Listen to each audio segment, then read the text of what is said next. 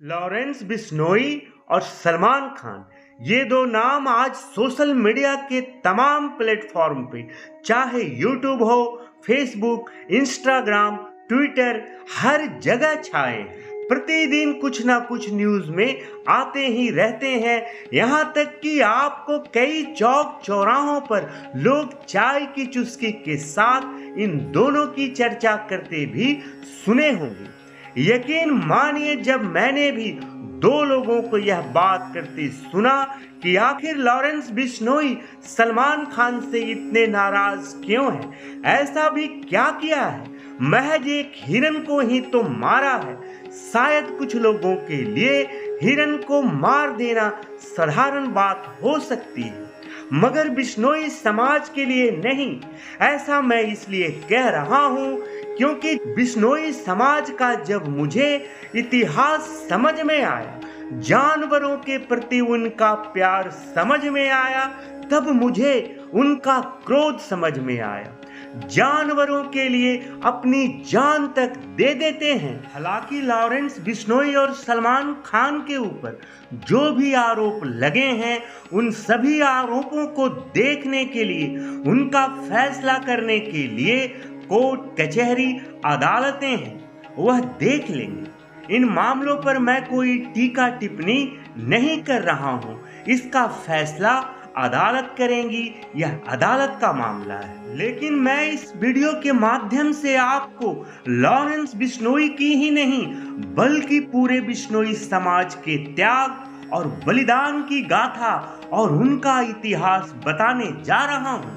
प्रकृति और जीव जंतुओं के प्रति उनका जो लगाव और स्नेह है, मैं उन सभी बातों को बताने वाला हूं।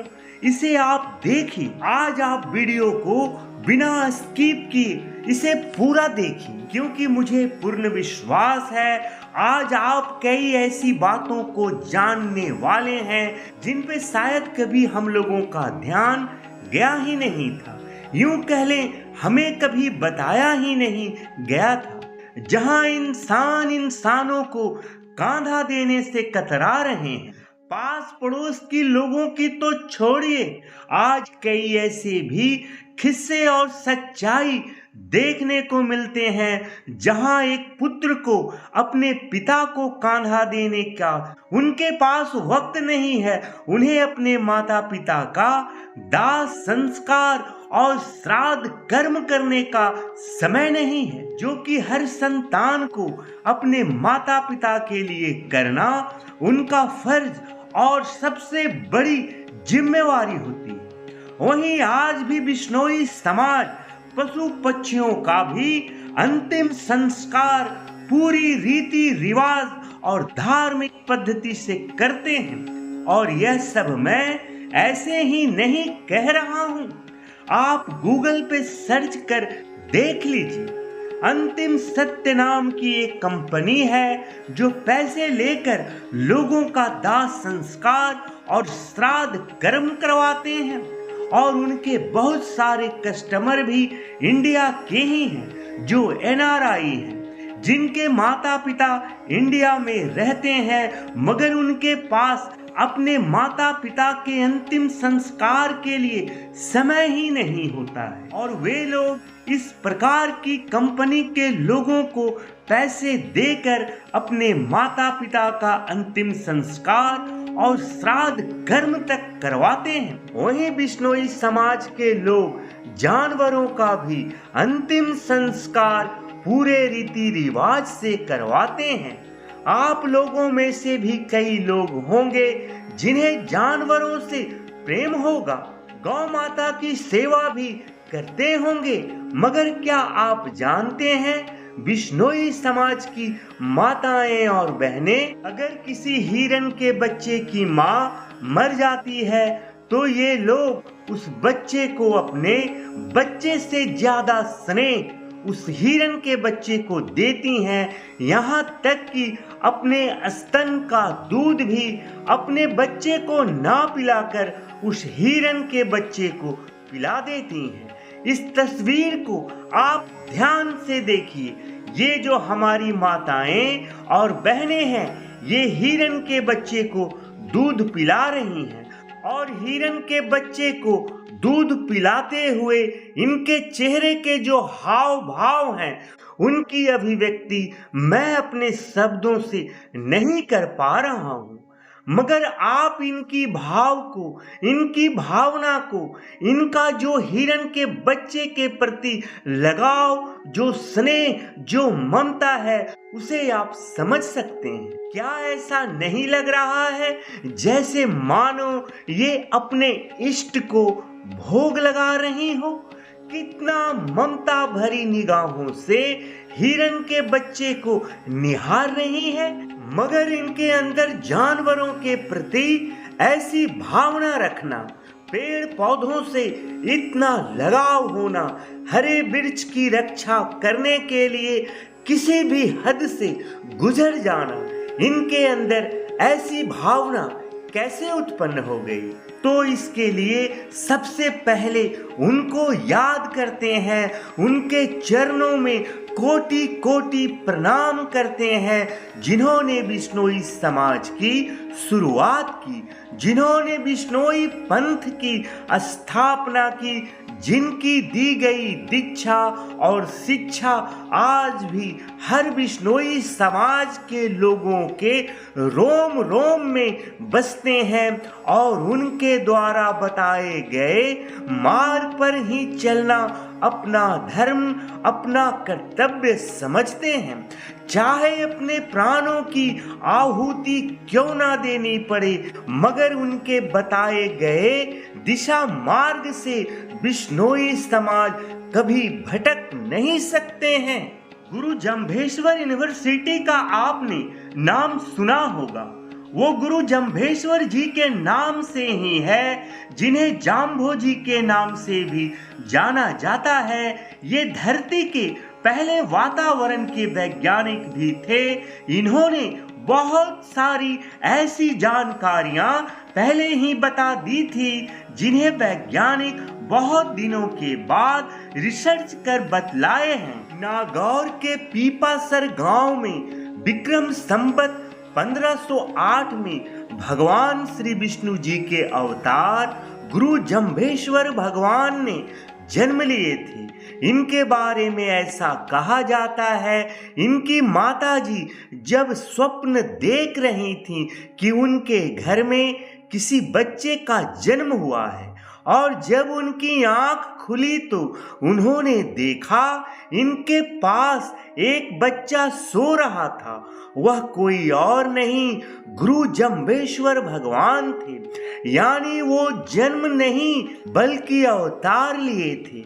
इनके पिताजी का नाम लोहट जी पनवार, इनकी माताजी का नाम हंसा देवी था।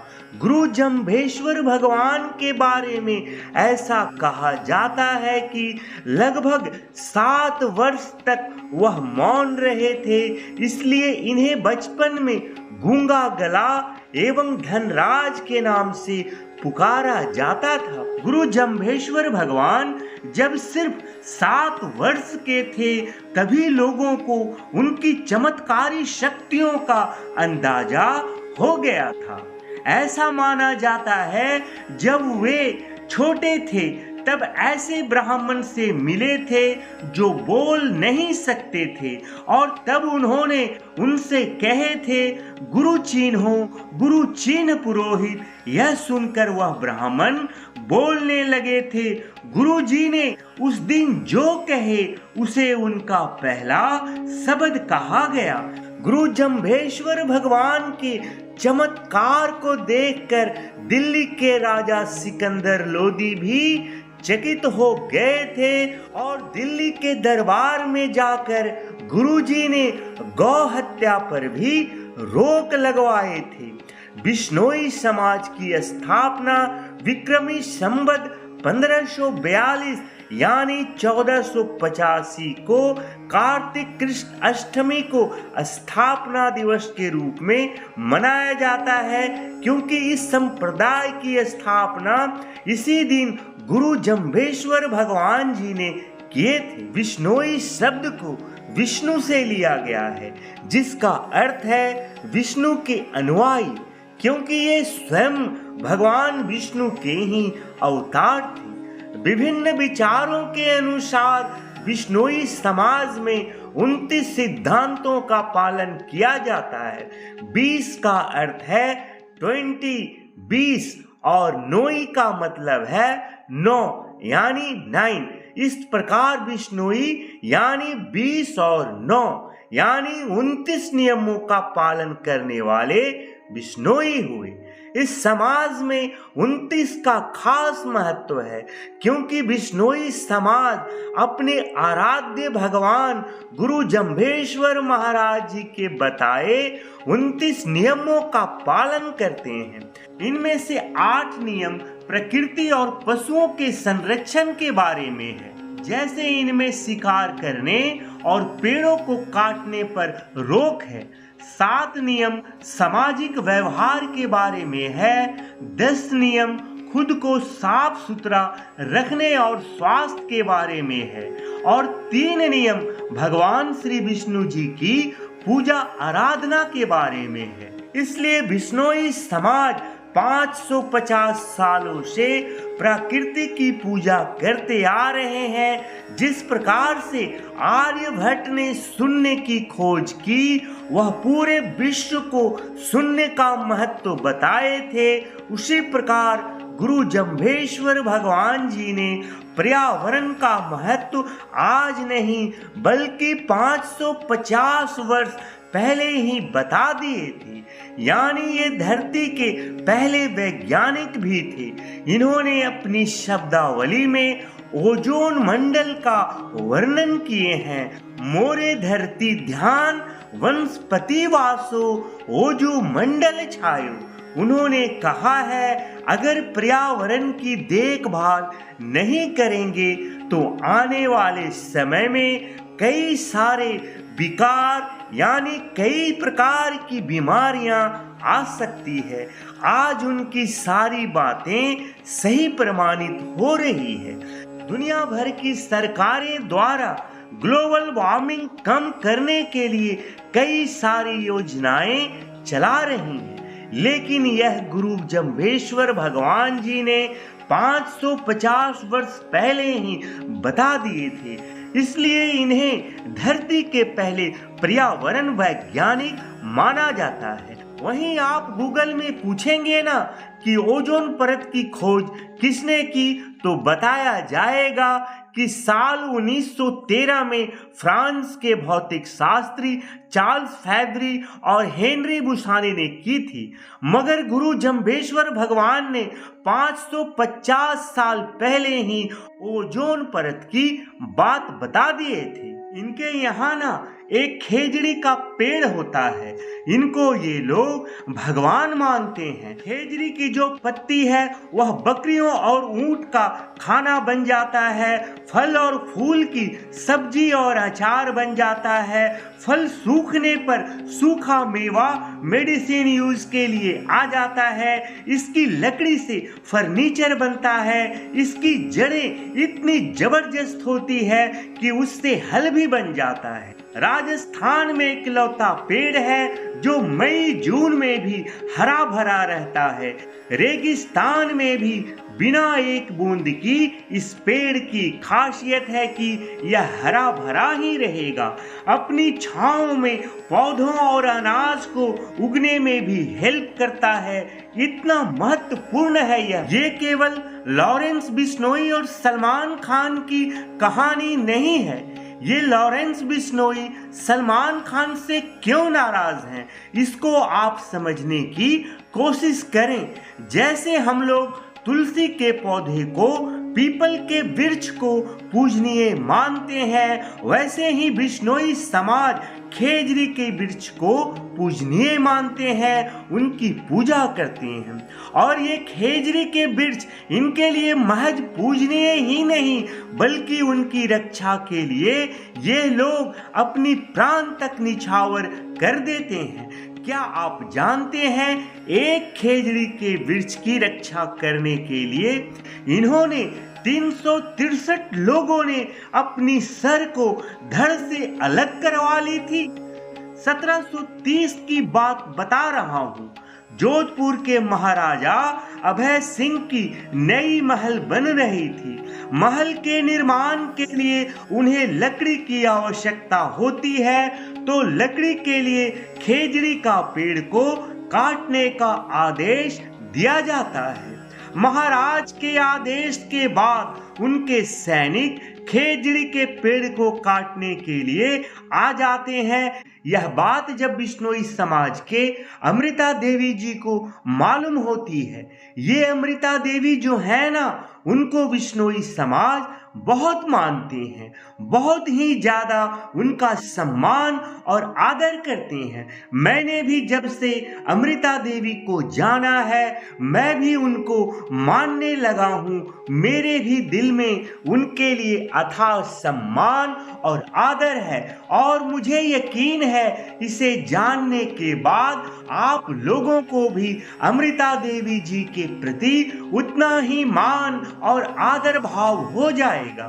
तब कहते हैं अमृता देवी भागकर वहां आई और खेजड़ी के वृक्ष से जाकर चिपक गई, पेड़ को पकड़कर लिपट गई, खड़ी हो गई और कहने लगी, किसी भी हालत में मैं इस हरे भरे खेजड़ी के पेड़ को काटने नहीं दूंगी, और अगर इस पेड़ को काटना ही है तो पहले मेरी गर्दन को काट लो, तभी इस पेड़ को कटने दूंगी।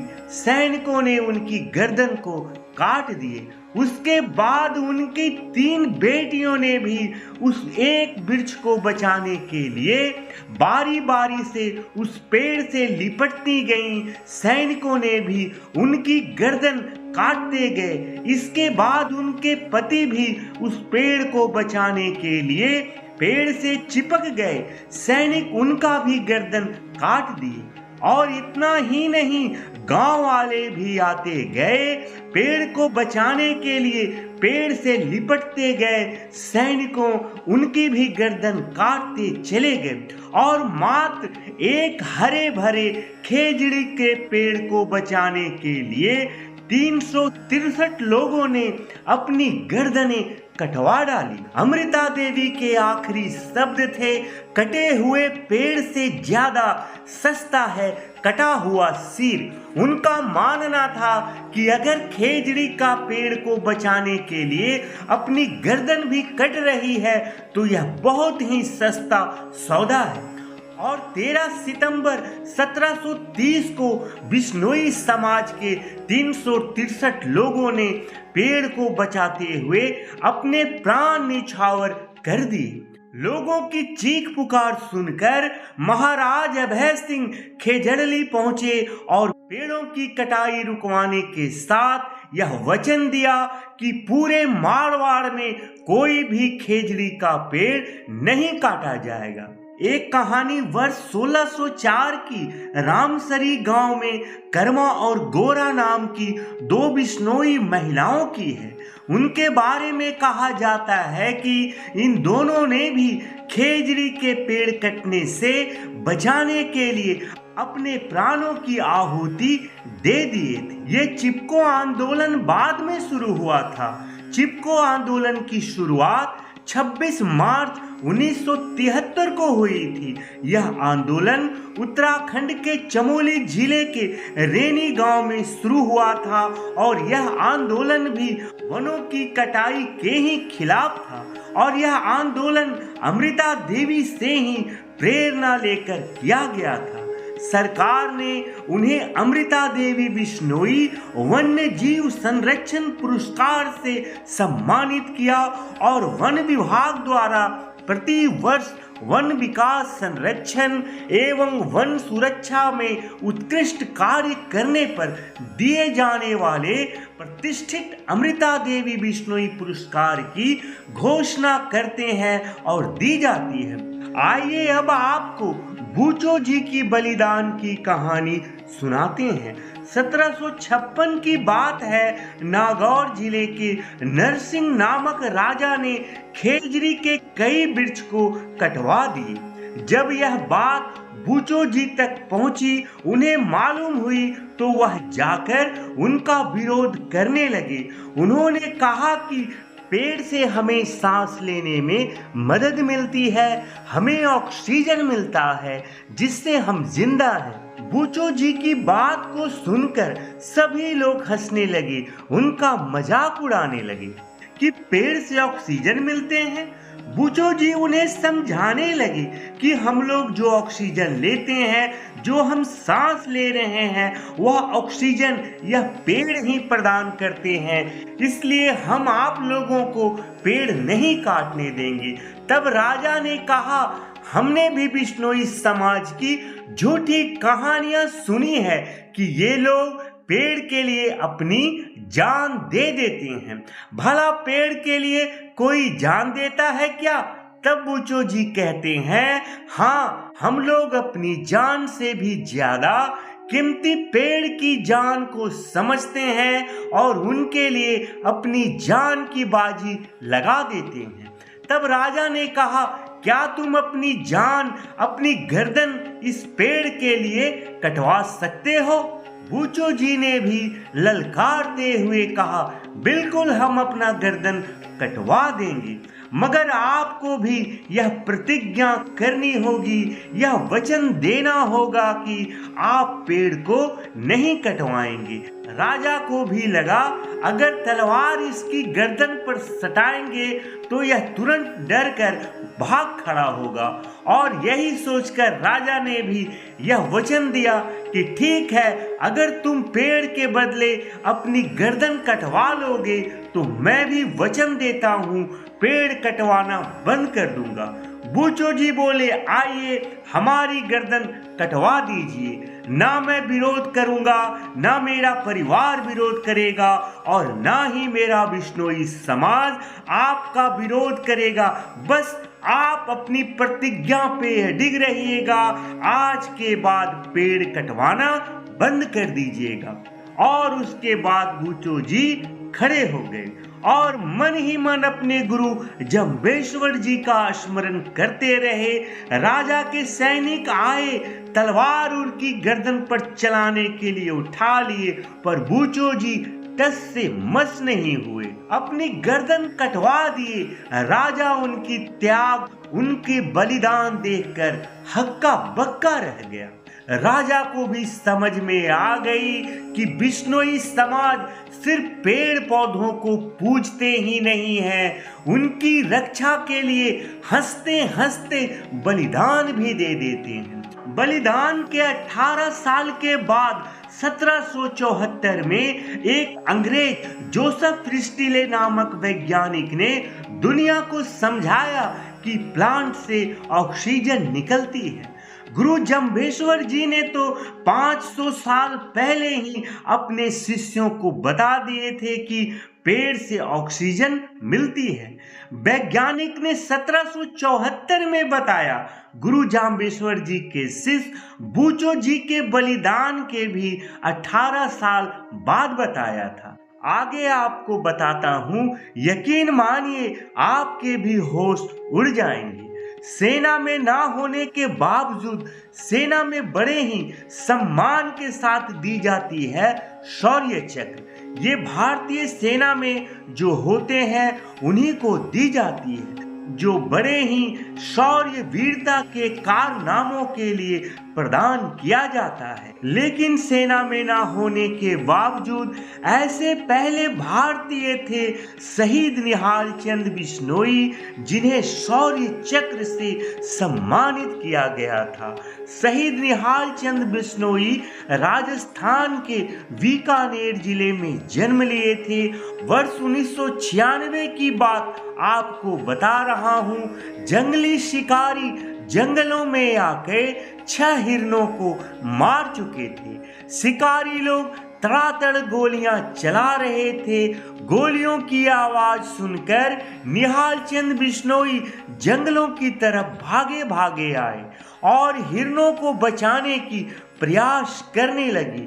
उन्होंने देखा कि शिकारी लोग कई और हिरणों को मारने की कोशिश कर रहे हैं।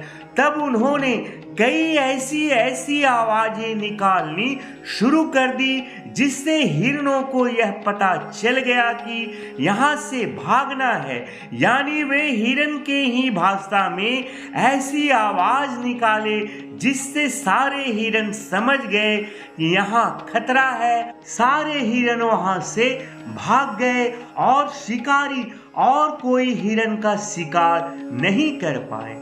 उन्हें उन हिरणों से कितना लगाव, कितना प्रेम रहा होगा कि ये जंगली जानवरों, पशु पक्षियों की आवाजें तक बोलना और समझना जानते हैं। आज भी कई लोग इनके समाज में हैं जो इन पशु पक्षियों की भावना को, इनकी भाषा को समझ जाते हैं। बिश्नोई समाज जानवरों से इतना प्रेम करते हैं कि वहाँ जानवर और इंसान कभी एक दूसरे पर हमला नहीं करते हैं।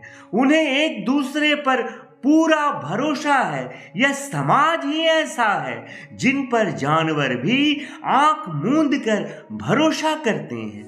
लेकिन उस दिन सुबह क्या हुआ था जानते हैं?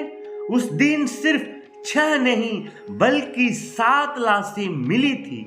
6 तो उन हिरणों की थी जिन्हें शिकारी ने गोली मार दी, और 7वां लाश निहाल चंद बिश्नोई जी की थी, जिन्होंने उन मरे हुए हिरणों को भी उन शिकारियों को ले जाने नहीं दिए जिन्हें शिकारी ले जाना चाहते थे। उन 6 हिरणों की लाशों को दाह संस्कार पूरा रीति रिवाज से करूंगा, ऐसा सोचकर खुद अपनी सीने में गोली खाई। वे शहीद हो गए, मगर शिकारियों को उन हिरणों की लाशों को ले जाने नहीं दी। 7 लाशें निकली थी वहां से।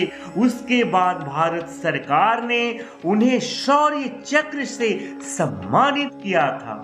क्या आप बिश्नोई समाज के बारे में इतना जानते थे? ऐसे त्याग, ऐसे बलिदान, ऐसी वीरता की कहानी हर भारतीय को नहीं जाननी चाहिए। आपने दीपावली में खूब मिठाइयाँ बांटी है। इस वीडियो को भी अपने सभी चाहने वाले को बांट दीजिए ताकि हर इंसान तक यह कहानी पहुंच सके। बच्चे बच्चे को यह बात मालूम होनी चाहिए कि बहादुरी का मतलब सिर्फ यह नहीं है कि किसी की जान ले ली जाए। किसी की जान बचाना उससे भी बड़ी बहादुरी है। अगर वीडियो अच्छी लगी हो तो वीडियो को लाइक, चैनल को सब्सक्राइब जरूर करें और कमेंट बॉक्स में जय श्री विष्णु, जय जम्भेश्वर भगवान जरूर लिखें। जय हिंद, जय श्री विष्णु, जय जम्भेश्वर भगवान।